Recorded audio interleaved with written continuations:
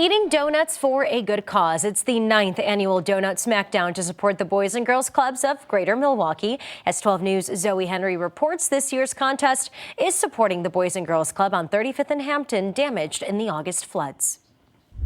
60 seconds.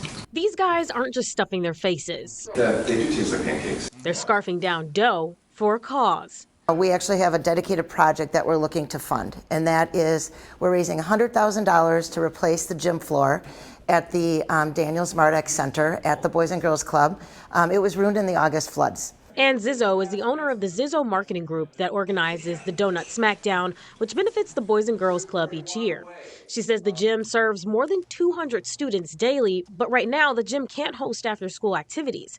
So to raise money, dozens of teams are competing in a donut eating contest. This is my first year doing this fundraiser, although I've been eating donuts my whole life. Teams are raising money all month by receiving donations online. Competitors say they're up to the challenge. So I slammed way too many mini donuts in my mouth at one time and forgot to get any kind of liquid in there, so it gets kind of challenging. So. It's a little dry.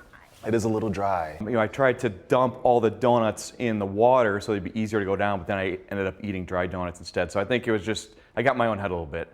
And the team that eats the most of these donuts in 2 minutes will be crowned by Wisconsin sports legend. Donald Driver is actually coming to crown our Donut Smackdown champions. So we're going to have a Super Bowl champion crowning 3 layers of Donut Smackdown champions. The top 3 fastest eating teams, the highest 3 fundraising teams. In Milwaukee, Zoe Henry, WISN 12 News.